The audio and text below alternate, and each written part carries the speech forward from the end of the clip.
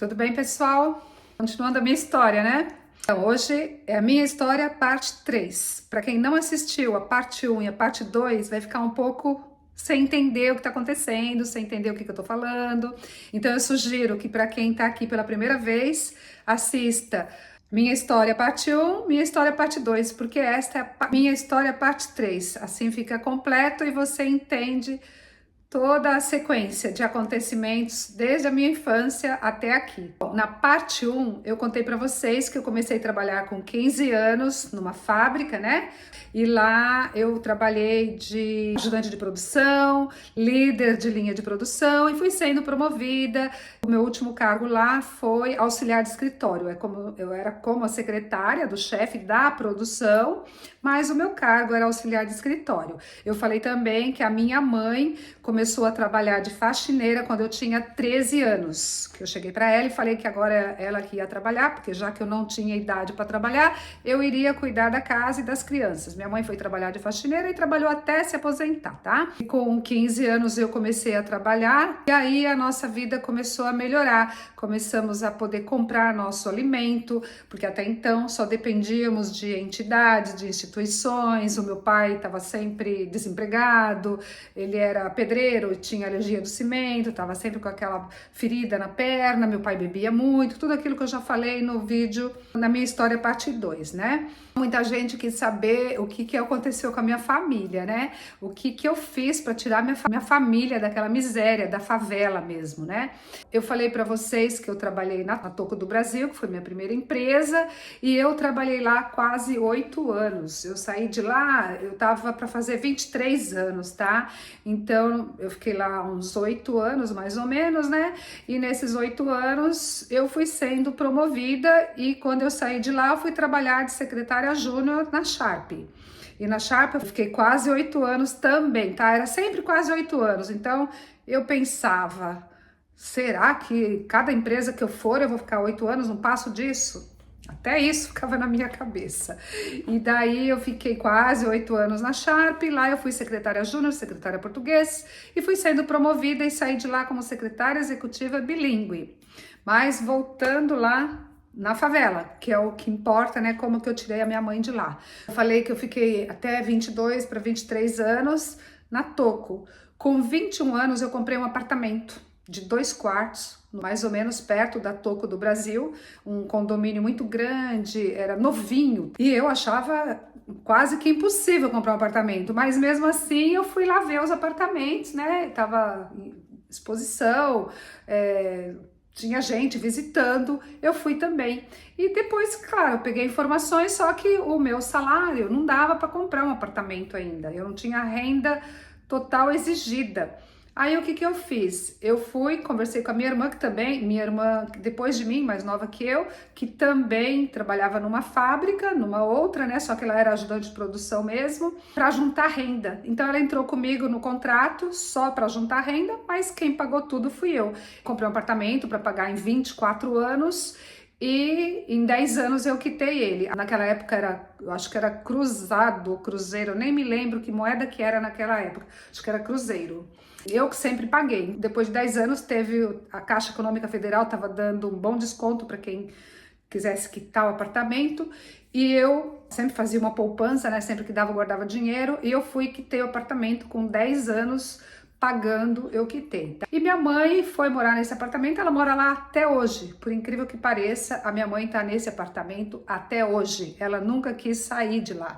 Eu até já quis levar minha mãe para um outro apartamento, para um lugar melhor, para uma localização melhor, até que ficasse mais perto de mim lá em São Paulo, mas a minha mãe nunca quis sair desse apartamento, na verdade. E a minha irmã só foi lá, assinou e não fez mais nada. Era eu que acompanhava, eu que ia atrás de tudo. Só viu a chave quando eu peguei e mostrei para ela. Até então, minha mãe nem sabia de nada, ninguém sabia.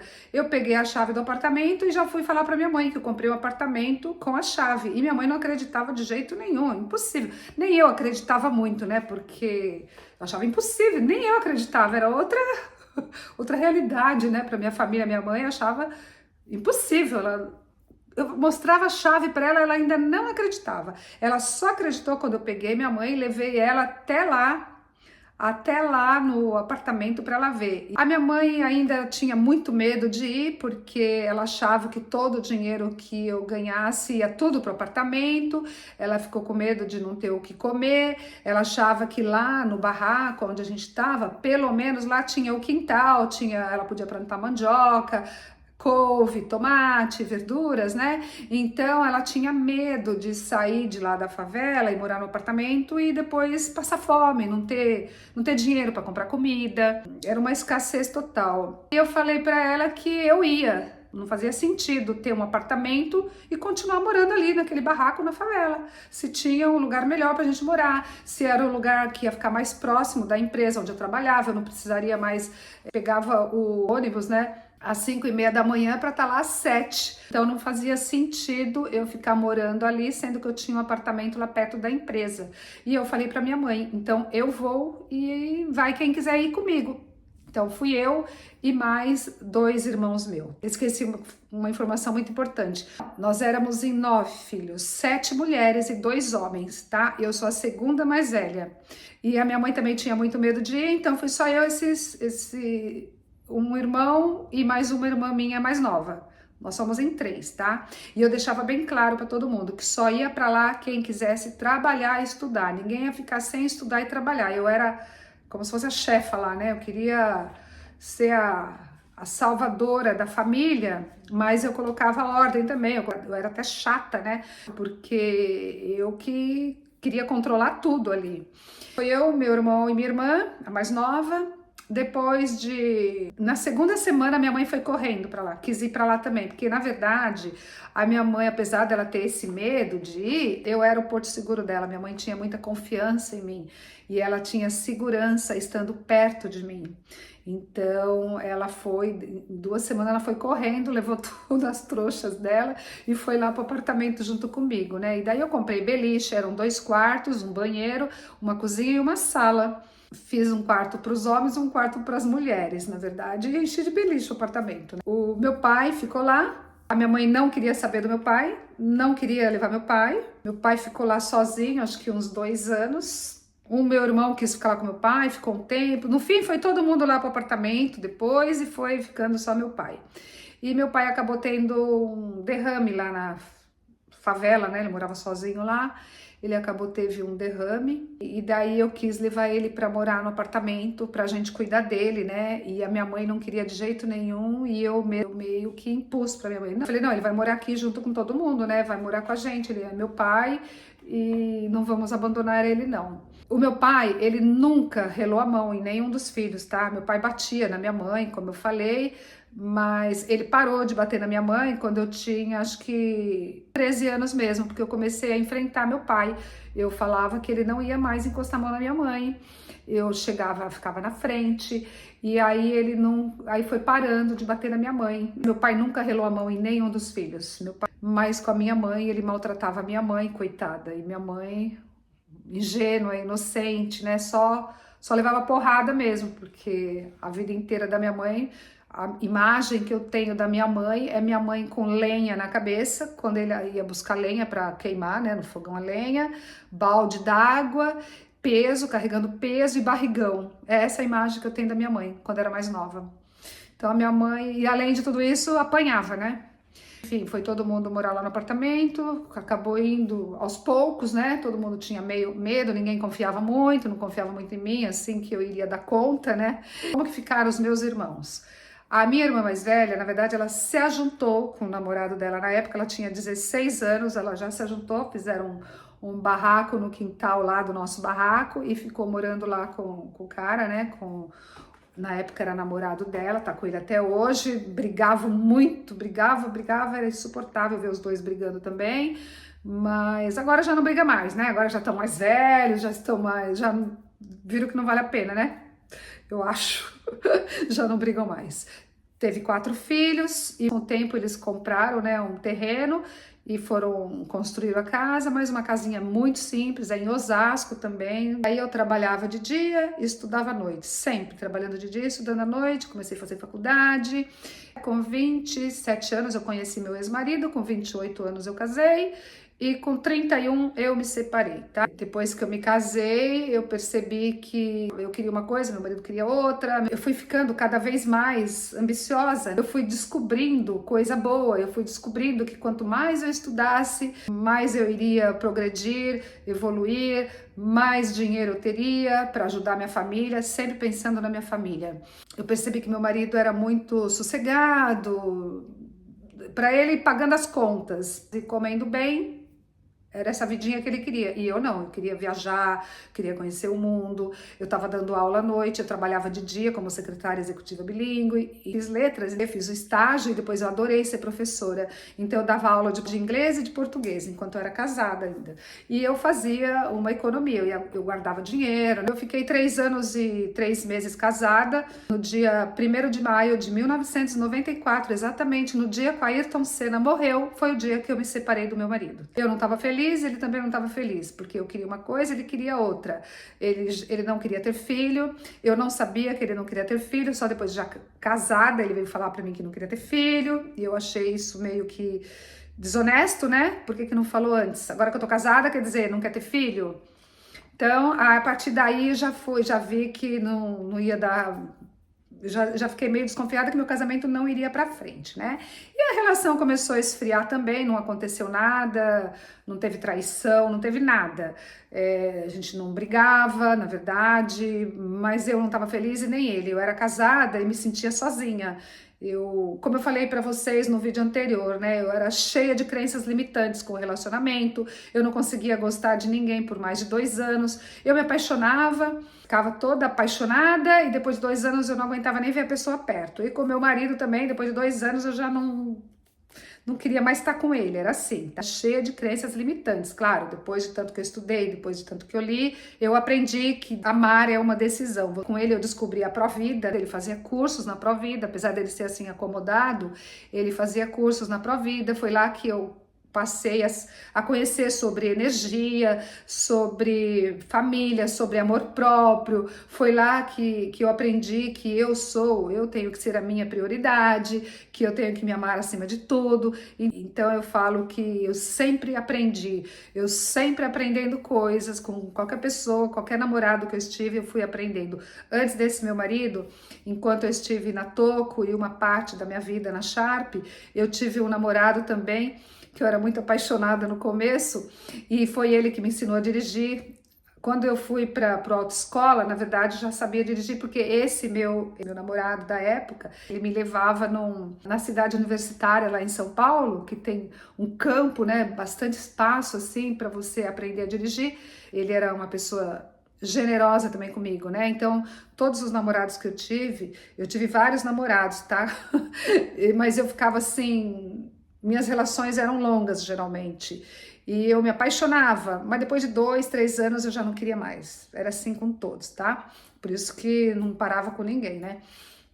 Mas todos eles foram importantes para minha vida. Quando eu paro para lembrar dos homens que eu tive, todos eles tiveram uma participação importante. Esse primeiro noivo que eu falei para vocês, que foi a minha primeira paixão, que eu não quis me casar com ele, que eu ia morar em cima da sogra, né? Com esse daí foi o começo de tudo, né?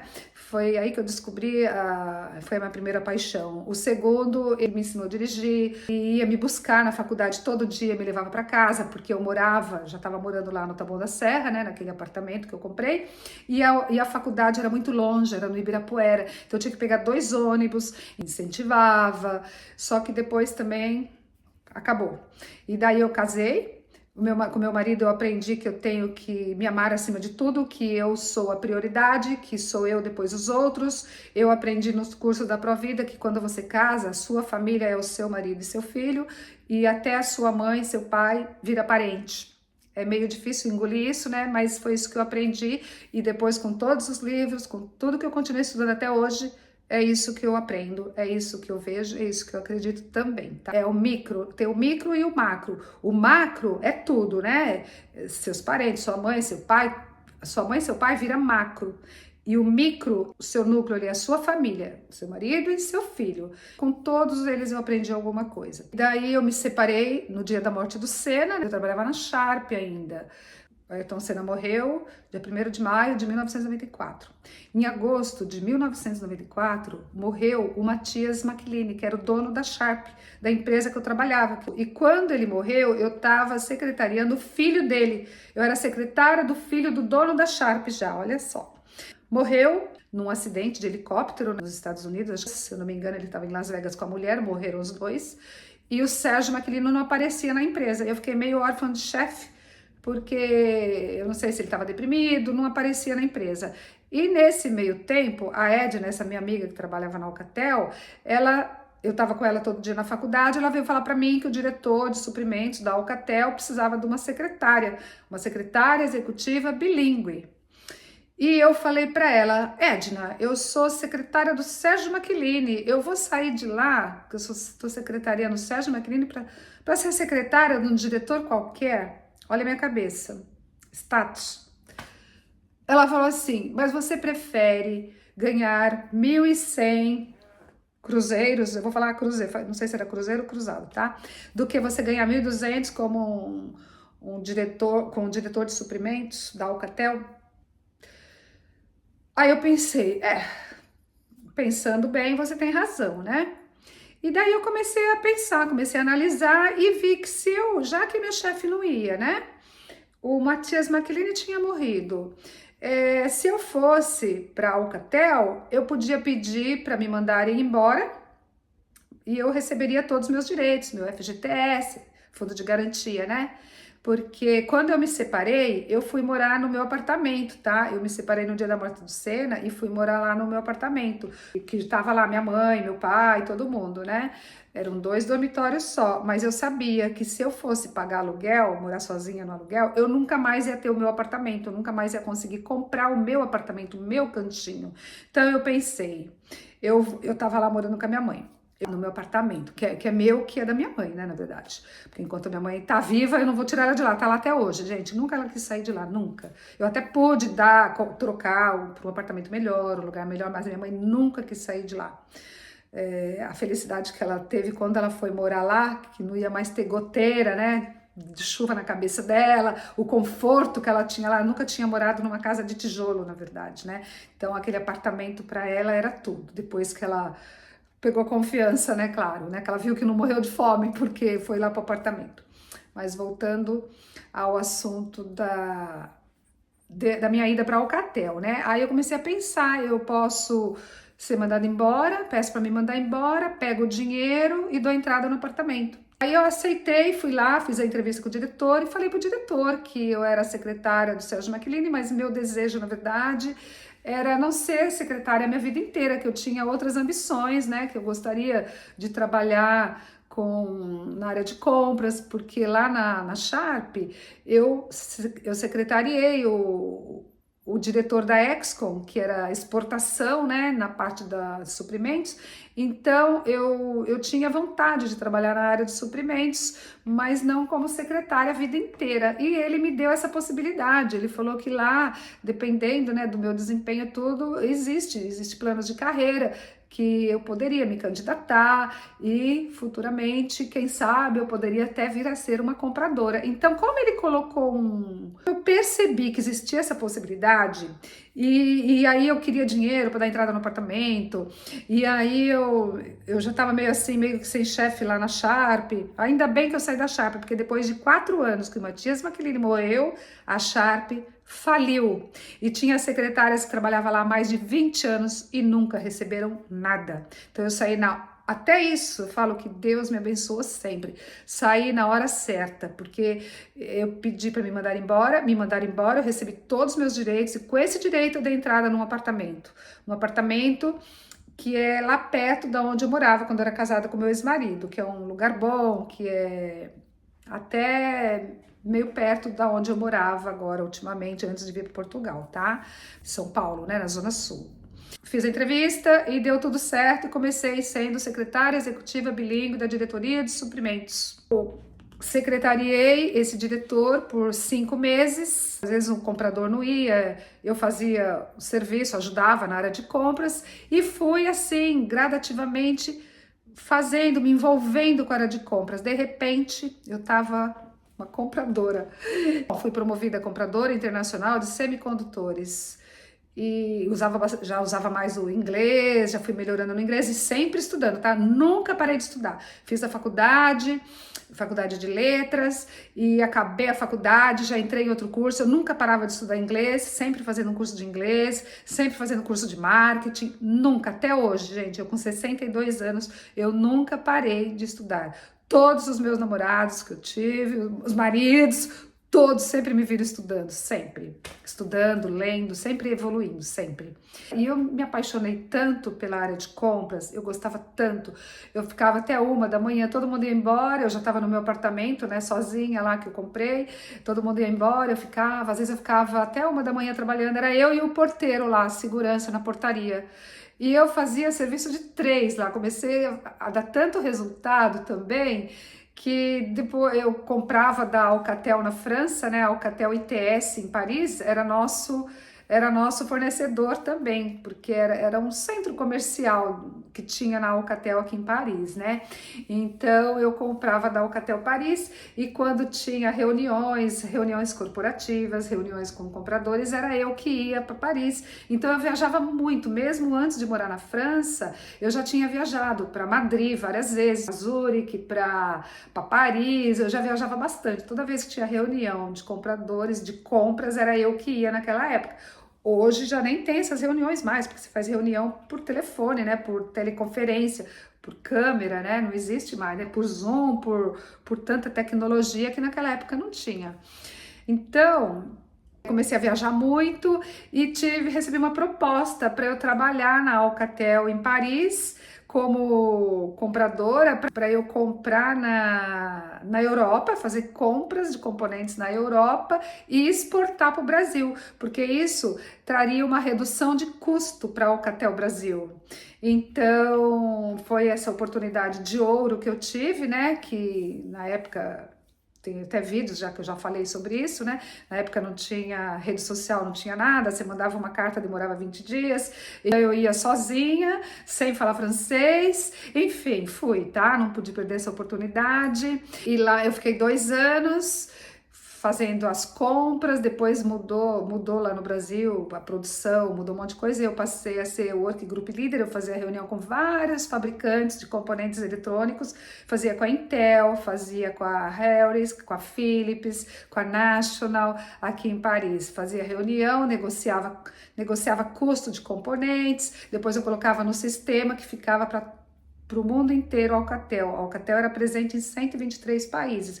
Eu negociava um componente eletrônico e aquele preço em dólar que eu negociava era o preço que qualquer Alcatel no mundo iria pagar. Então era um trabalho muito importante que eu fazia, né? Depois de 9 meses em Paris, eu comecei a falar fluente o francês, eu passei a entender tudo. Aí eu fazia reunião em francês, porque até então era em inglês, tá?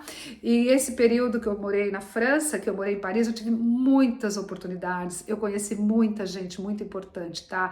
Porque como eu trabalhava numa área corporativa, né, a área de compras corporativas da Alcatel, da matriz em Paris, então vinha gente de todos os países, de vários países, vários compradores, diretores. Então, quando tinha alguma ligação com o Brasil, era comigo que eles falavam.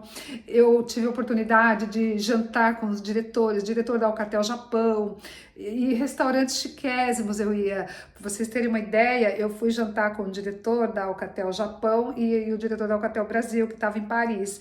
Fui jantar com eles no restaurante japonês, e estava do nosso lado, na época, o Jacques Chirac, que era o presidente da França, Jacques Chirac. Tava jantando lá, olha que chique, hein? E aquele restaurante era muito chique. E eu ficava assim, encantada, né? E já fui em muitos restaurantes maravilhosos de Paris, com diretores, tudo pago, eu não pagava nada, porque, na verdade, muitos eram meu fornecedor, diretores, era a Alcatel que pagava. Então, eu tive muitas oportunidades, tá? De ir para excelentes restaurantes, de conhecer diretores, de conhecer pessoas muito interessantes. Eu morava no 16e, para quem conhece Paris, eu morava no 16e, que é perto do Passy, que fica meio perto do Trocadéro também, perto da Torre Eiffel. Umas 3, 4 estações eu já estava lá na Torre Eiffel, de estações de metrô, né? Eu estudei na Sorbonne, na Universidade Sorbonne, eu estudei La Civilisation Française na Sorbonne, a Alcatel que me pagava tudo. A Alcatel foi uma mãe, ela me dava todo o suporte para eu falar o mais rápido possível francês, mas porque eu dava resultado para a empresa também. Eu nunca fiz corpo mole, eu viajava para onde me mandavam, eu estava sempre disponível, eu não tinha marido, eu era livre, então eu estava sempre querendo evoluir, então eu estava sempre ali presente, disponível, ia para onde me mandassem, tá? Eu tive muitas oportunidades. Eu estudei Berlitz para aprender o francês, né? Berlitz, no Brasil fala Berlitz, na França fala Berlitz. Eu estudei Berlitz. Eu tive a oportunidade de ir para o Roland Garros para ver o tênis, para ir para o Paris Open em Bercy. Eu já já jantei no Hotel Ritz de Paris, né? Lá onde a princesa Diana jantou pela última vez, né? Eu viajava muito pela Europa. Eu conheci a minha amiga, a Elsa, a minha amiga brasileira, casada com o presidente da Unesco de Paris, na Copa do Mundo, durante a Copa do Mundo 98, né? Ah, esqueci de falar, em 97, que foi o ano que cheguei em julho, em agosto a princesa Diana morreu, né? Na Pont d'Alma, lá em Paris. Com um mês que eu tava lá, princesa Diana morre em Paris. Morreu em agosto também, né? Eu falei do Matias Macchilini que morreu em agosto de 94, a princesa Diana morreu em agosto de 97. E eu me separei dia 1º de maio de 94, dia da morte do Ayrton Senna. Bom, falando de Paris de novo, tá? Então eu tive muitas oportunidades, eu viajava muito, eu fiz muitas amizades na França, viajei para a Áustria, viajei para a Hungria, para a Alemanha, eu ia sempre para a Alemanha com essa minha amiga que é casada com alemão, né? Esse meu amigo, que era presidente da Unesco, ele fazia jantares oficiais, diplomata, né? Fazia jantares oficiais na casa dele, jantares com embaixadores, com cônsul. Eu lembro até do cônsul de Portugal naquela época, em 1997, tá? 97, 98. E conheci muita gente importante. O meu francês era impecável. Eu estava no auge da minha carreira, eu estava assim, autoestima lá em cima. Foi maravilhoso, gente. Então, vocês viram que eu fui do lixo ao luxo. Eu vim da miséria, da pobreza, a jantar num restaurante onde estava o Jacques Chirac jantando, a conhecer os melhores restaurantes de Paris, do lixo ao luxo, literalmente, tá? O vídeo tá longo, ainda tinha um monte de coisa para contar. Se vocês querem que eu continue, porque ainda vem... Eu quero falar um pouco do meu pai ainda, tá? Do meu pai, da convivência lá do meu pai até o dia que meu pai morreu. Mais um pouco sobre mim, né? Da minha jornada até aqui. Se vocês estão gostando, deixa o comentário, tá? Comenta aí para eu saber que vocês estão gostando. Se eu ver que vocês não estão gostando, daí eu paro de falar, né? Eu acho que é bastante interessante, porque é realmente, né, inspiração. Você vê da onde eu saí. E tudo é possível, né? Vai da sua energia que você coloca nas coisas, da sua fé, da sua força de vontade, tá?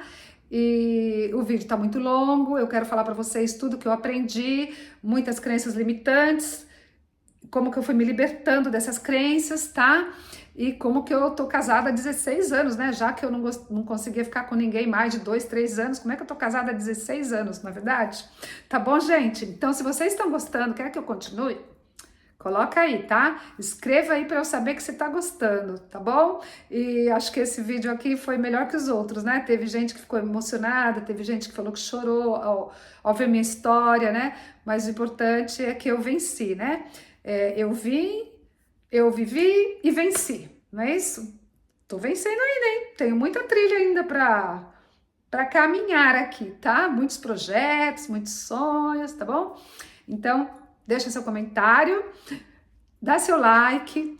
Muito obrigada por estar aqui comigo. Um grande beijo. Fiquem com Deus. Até o próximo vídeo.